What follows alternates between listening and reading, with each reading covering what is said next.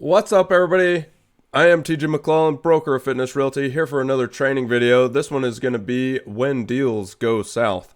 It's going to really kind of talk about some things in the contract, some things that you should really know about the contract, and then some things that you can do to protect your clients and make sure that they're being legal and being above board, and then also making sure that they understand the options that they do have. So let's kind of go over some of those options. This is going to be a pretty quick video. I just want to touch on about 2 or 3 points that have come up here in the past, maybe a week or so, just in general. And a couple of them are just general gee whiz knowledge about the Rep C. And we've discussed those topics before with the Rep C, but this is just going to kind of be a deeper dive or maybe a more specific dive into about 3 or 4 points. So deals do go south. They do, from time to time, just fall to pieces. So really the idea is to pick up those pieces and keep on trucking. Whether those pieces are figuring out what to do to put the deal back together, or maybe it is figuring out how to get out of the deal. Maybe it is figuring out how to protect your client if it's just going to shambles. There's a lot of factors going into that. There are too many variables to kind of touch on in this video. But I just want to make sure that you know the overall protections that your buyer or seller do have with each of those kind of processes falling apart. So let's say you're representing a buyer and you want to cancel before due diligence. So I'm going to switch over to our sweet Rep C. Now, hopefully you haven't waived due diligence. If you have and your buyers are just super confident in purchasing that home, no problem. It's just that they won't have the same protections that somebody would if they did have due diligence. And I'm sure you've heard me say this before, but due diligence is that big giant golden bubble that really kind of protects your buyers, and they can cancel the contract for any of the reasons inside of this, or any reason at all that they want to cancel, as long as it's before that due diligence deadline. Really quick, what I want to do is drop down here to the topic about deadlines. So really quick here. This time is of the essence. Every deadline is 5 p.m. Mountain Standard Time, unless you guys have it stated otherwise somewhere else. And that would be a weird way to write a contract. Just keep it as 5 p.m. as a deadline, no worries. So that would mean if your due diligence deadline is tomorrow, or let's say it's today, really the deadline is at 5 o'clock. So if you're trying to send in a cancellation for due diligence before or after 5 p.m., you've actually already missed the cutoff. So you need to have that stuff in before 5. All right, let's go back to due diligence. We're going to read through this really quick together. All right, this would be where you're going to mark is or is not conditioned upon buyer's due diligence as defined in section 8.1 below. This condition is referred to as the due diligence condition. If checked in the affirmative, sections 8.1a through 8.1c apply, otherwise they do not. So like I said, if your clients are super confident in purchasing or they want to look better on paper, they can mark is not. I typically still try to get a due diligence period, but that's to each their own. If you have really skittish buyers, get them as much protection as possible. All right, due diligence items. Buyer's due diligence shall consist of buyer's review and approval of the contents of the seller's disclosure referenced in section 7. Seller's disclosure, that long list of questions, make sure they understand that and they're okay with it.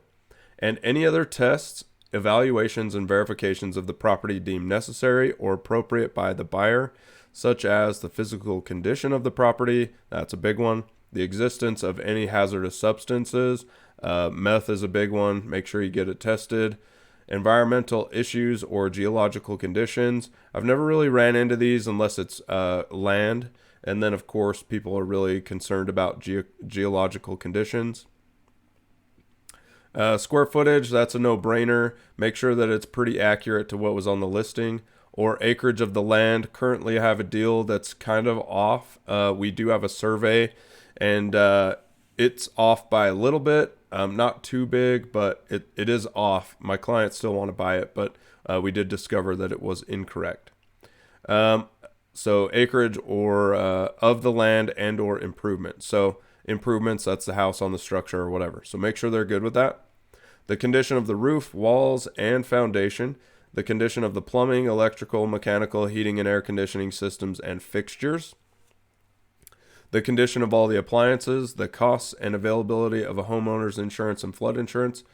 Real quick, let's back up to the condition of all appliances and everything that was right before that, including roof, walls, and everything. That's the home inspection. So get your home inspection in there, or get your home inspector in there and look at everything that they can see. The costs and availability of homeowners insurance and flood insurance. There are times that a home may pop up in a floodplain and they don't know that, and the flood insurance might be another $200, and maybe that's something they don't want to do. So make sure that you're checking that. Most lenders will be able to tell you that pretty soon, so just make sure that you're looking for it. That's if applicable, of course. Water source, availability, and quality. Most of the time we're selling homes that are connected to public water, but if you do have secondary water, make sure you're looking at that. This land deal that I have going on right now, there is potential there for them not to have the water availability that they want. It does look like they're going to have that, but they're really checking into that because it is a really large factor to having purchase or in purchasing that property. The location of the property lines, of course, look at that. I mean, if you're selling a condo, there's not really property lines, so this could be a point that's not even valid. Regulatory use, restrictions, or violations. If you guys are going to try to have a client that runs a business out of the home, make sure they are zoned properly. Fees for services such as HOA dues, municipal services, and utility costs. Really check that one out. If you're selling in Daybreak, the HOA dues may be something that makes it so they can't purchase the home. So that is a big factor. The convicted sex offenders residing in proximity to the property. I typically tell people to do their own research on that one, of course. And with all of these, I tell my clients to do their own research on it. I'm not pointing them into the right direction for the websites or saying, hey, there's 8 sex offenders. Are you cool with that? I just let them know, hey, these are the places that you might be able to go to get the information to make the educated decision for yourself. Try to avoid all the liability of pinpointing something out of these that may stand out to your client. Give them all the information and all the options, but let them pick what they want to do. All right, and then any other matters deemed material to the buyer in making a decision to purchase the property. This is the catch-all. This one's my favorite one because due diligence, like I said, is that big golden bubble. This is the line in the due diligence clause that gives your client the reason that they can just walk out of the property or walk out of the contract, as long as it's before the due diligence deadline. Unless otherwise provided in the REPC, all of the buyer's due diligence shall be paid for by buyer and shall be conducted by individuals or entities of buyer's choice. So that is you just paying for home inspections, meth inspections, radon, whatever you guys are going to pay for, that's on the buyer to pay for those items. Seller agrees to cooperate with buyer's due diligence. So sellers sometimes don't realize that they are getting bound by this. This line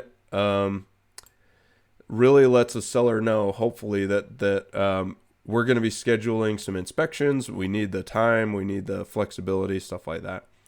Work together on that one.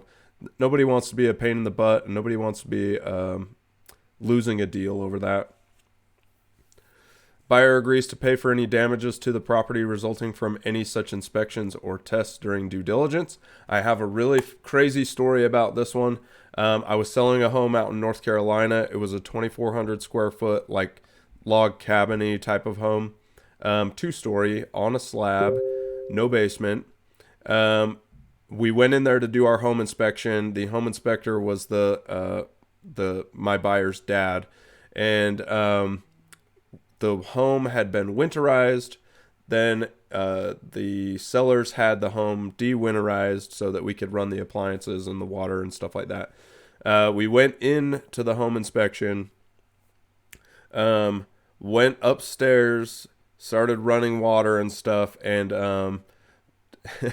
it like in the upstairs bathroom, it started to flood out of the bathroom, and we didn't realize it until it was started coming through a light fixture in the kitchen. So anyway, when we saw that happen, it started to run across one of the rafters, or it kind of had some wood that was across the ceiling and started running across that. We knew we had a big problem, shut down the water, turned off the water out at the main water line. Then I started calling the seller's agent like, hey, we were doing this home inspection. It started to flood everywhere. We're really sorry. Let's work on some remedies for it. Long story short, my clients did eventually buy the house anyways, even though they did have to do some work there. We did have to pay for all of that damage that happened because it was us that did the damage. Even though it probably was going to do that anyways.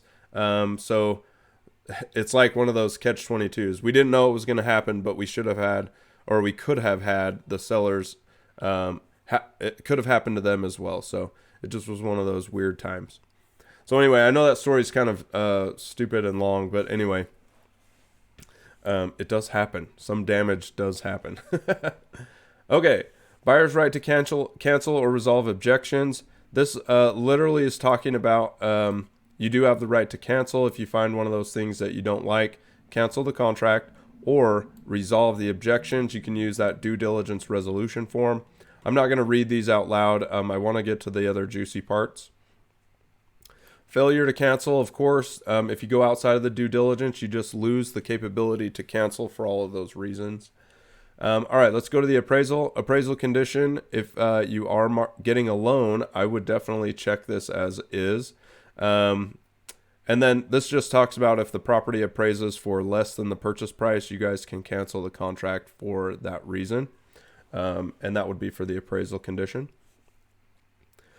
Of course, failure to cancel, you just move on through that and you move down to financing condition. If you are getting financing, it is very wise to get this checked. It is the buyer's obligation to purchase the property is conditioned upon buyer obtaining the loan referenced in 2.1c. That's all the way up at the very top. This condition is referred to as the financing condition. If checked, sections 8.1 or 8.3 apply. Otherwise, they do not. If the Rep C is not canceled by buyer as provided in sections 1 or 2, which are due diligence, and then the appraisal condition, then the buyer agrees to work diligently and in good faith to obtain the loan. I'm going to show you the line that gets every buyer out of a contract for financing conditions, and it's coming up right now. So the buyer's right to cancel before the financing and appraisal deadline. If buyer, in buyer's sole discretion, is not satisfied with the terms and conditions of the loan, buyer may, after the due diligence deadline referenced in section 24B, if applicable, cancel the Rep C by providing written notice to seller no later than the financing and appraisal deadline referenced in section 24C. At the buyer's sole discretion, which is the best part, right? You don't get the rate, you don't get the terms, there's too many costs. Whatever the case is, then you can back out of the contract. So I really feel like a lot of realtors don't understand this this line in here, and so I really wanted to make sure that I'm keying in on that.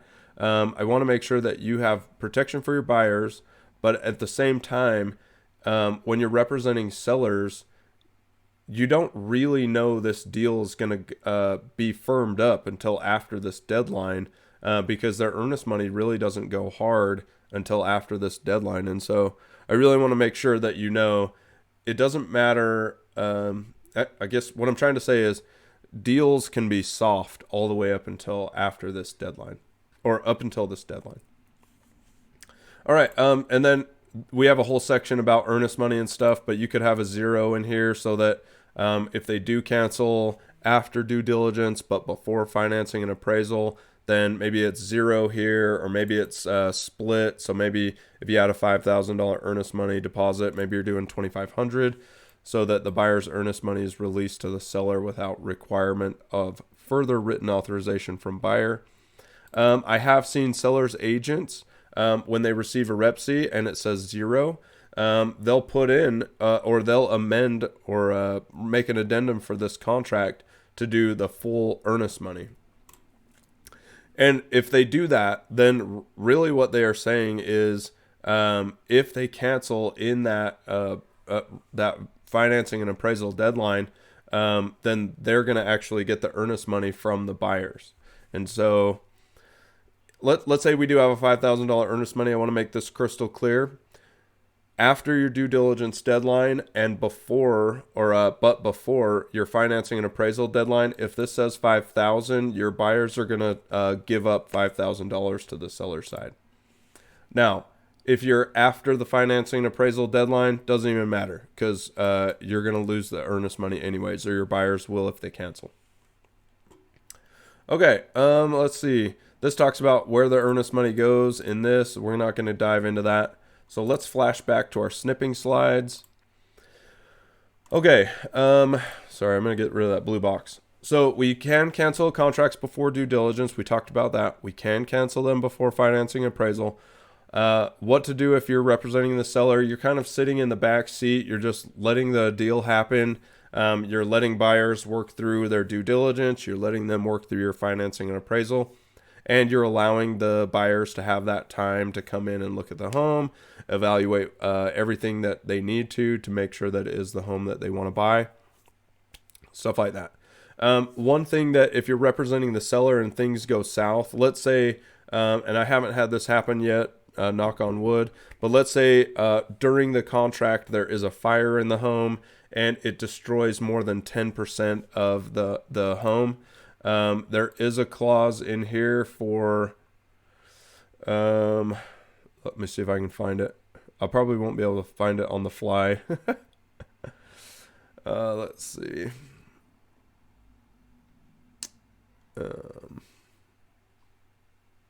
I should have prepared this part, but I apologize for that. I really wasn't thinking about it until right now.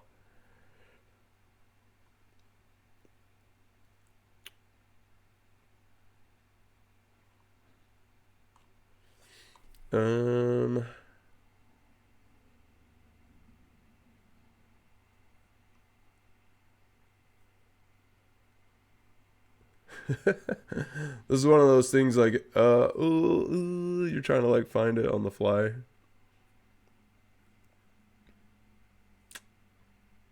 Let's see. I might have to do a little search here. I apologize for this. Sorry, everybody.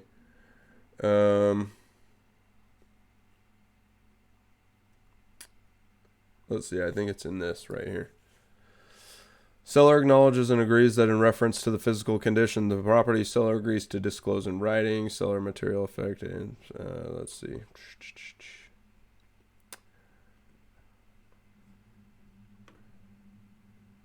No, that is not it.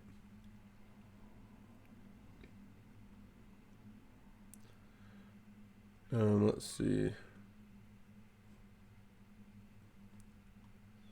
Nope. Oh, here it is. Risk of loss. Sorry.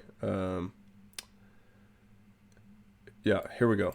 So if prior to closing, any part of the property is damaged or destroyed by fire, vandalism, flood, earthquake, or act of God, the risk of such loss or damage shall be borne by seller, provided, however, that if the cost of repairing such loss or damage would exceed 10% of the purchase price referenced in Section 2, either the seller or buyer may elect to cancel the REPC by providing written notice to the other party, in which instance the earnest money deposit or deposits, if applicable, shall be returned to the buyer. So that's one of those instances. If you are a seller and something crazy happens to the happens to the home during the contract, that clause does give it to where the seller could cancel the contract. Let's say the house does burn down and the seller's like, hey, we did want a new house and we're about to get a new house, and so we don't want to sell. maybe that would be the cause, right? So then everybody would cancel the contract. You'd give the earnest money back to the buyers. No matter at what point in the contract you are, it could be 3 or 4 days from closing. You're already after all of the due diligence, financing, and appraisal deadlines.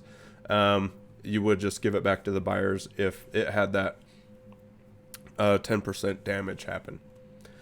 Okay, if all else fails, give your client all the information and let them choose.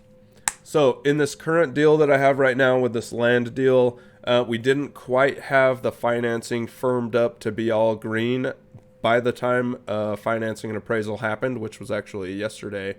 So it was one of those times I said, hey, here's my client. Here are your options. We are hitting the financing and appraisal deadline at 5 o'clock. It is up to you if you want to move forward before we lose our options to cancel. They felt pretty good about the financing, and I thought it was looking really good as well. We do have a lot of time to close because we had pretty tight deadlines, so everybody felt comfortable, but I wanted to make sure that my client understood that it was him deciding that his earnest money was at risk and that it was okay to press forward. So what I like to try to say is just give your client all their options and let them choose their own adventure. The best way to do that is to make sure that you are knowledgeable and educated so that you can educate them about each option.